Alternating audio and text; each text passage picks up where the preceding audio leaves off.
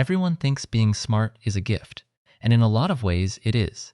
But there's a version of intelligence that nobody talks about, the kind that quietly makes life harder, not in the way people expect, not because of arrogance or isolation, but in ways that are subtle, personal, and deeply psychological, ways that most people with high intelligence carry around without ever being able to put into words.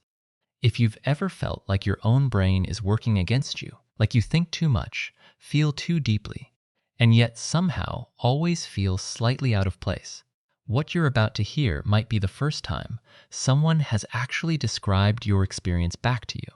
And that alone is worth paying attention to. The first struggle is one almost no one names correctly. People call it overthinking, but that's not what it really is. Cognitive neuroscience has a more precise explanation. People with higher intellectual capacity tend to have a more active default mode network, the region of the brain responsible for self-reflection, mental simulation, and pattern recognition. In practical terms, this means their brains don't idle, they run constantly. So when everyone else has moved on from a conversation, a mistake, or a moment from 3 days ago, the intelligent mind is still there, turning it over. Not out of weakness, not out of anxiety, but because the brain is literally doing what it was built to do. Analyze, simulate, search for what it might have missed. From the outside, it looks like overthinking. From the inside, it feels like a mind that never gets to rest. The second struggle is the one that creates the deepest loneliness, and it has nothing to do with being antisocial. Highly intelligent people often find genuine connection difficult, not because they lack empathy or social skills, but because the kind of conversation they actually crave is rare. When your mind is naturally drawn to questions about consciousness, human behavior, or why systems work the way they do, small talk doesn't just feel boring. It feels like showing up to a meal and being handed an empty plate. Psychologist Lita Hollingworth, one of the first researchers to study intellectual giftedness, identified what she called the problem of communication, the gap between what a gifted person thinks and what most social environments allow them to say out loud. The result is a particular kind of loneliness, not dramatic, not visible, just quiet, the kind where you can be surrounded by people, laughing, talking, completely functional, and still feel like no one in the room is really meeting you. The third struggle surprises people the most. Asterisk. You would think that being highly intelligent means being confident. But the research shows something different. Intelligent people are often their own harshest critics, not out of insecurity, but because they can see their own thinking clearly enough to spot every flaw in it, every gap, every assumption that might be wrong. They doubt themselves more than people with less self-awareness do, precisely because they understand how much they don't know.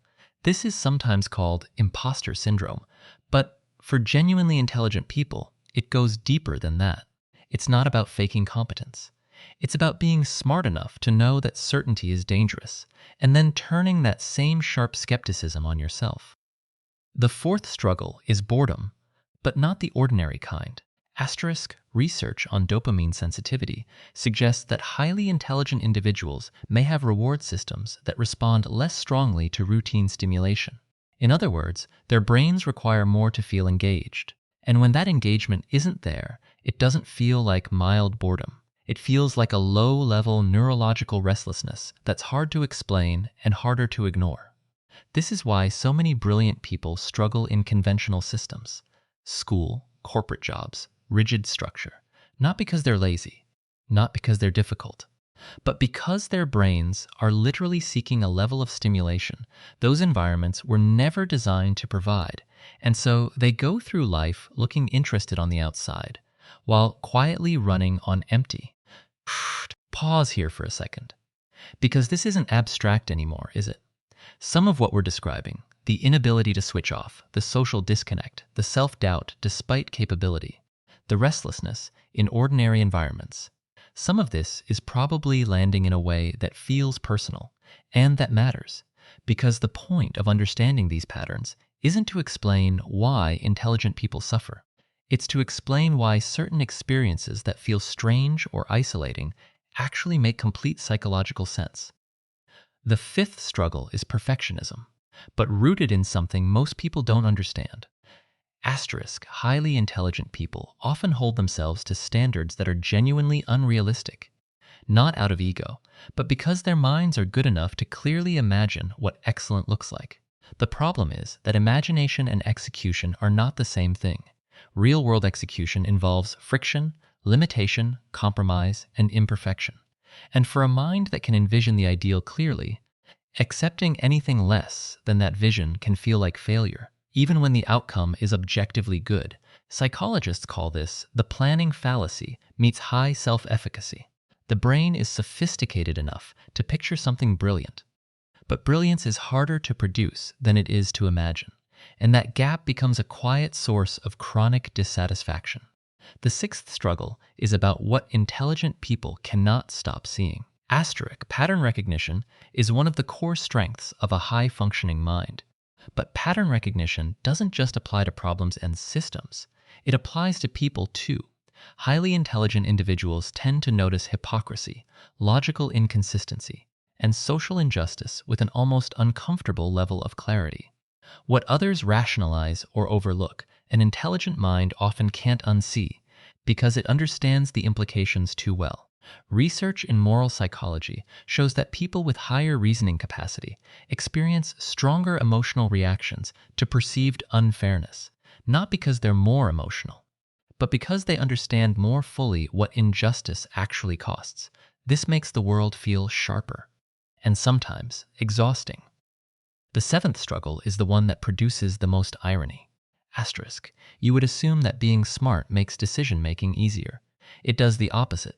Intelligence multiplies the variables. A highly intelligent person can see too many outcomes, too many consequences, too many ways a decision could unravel.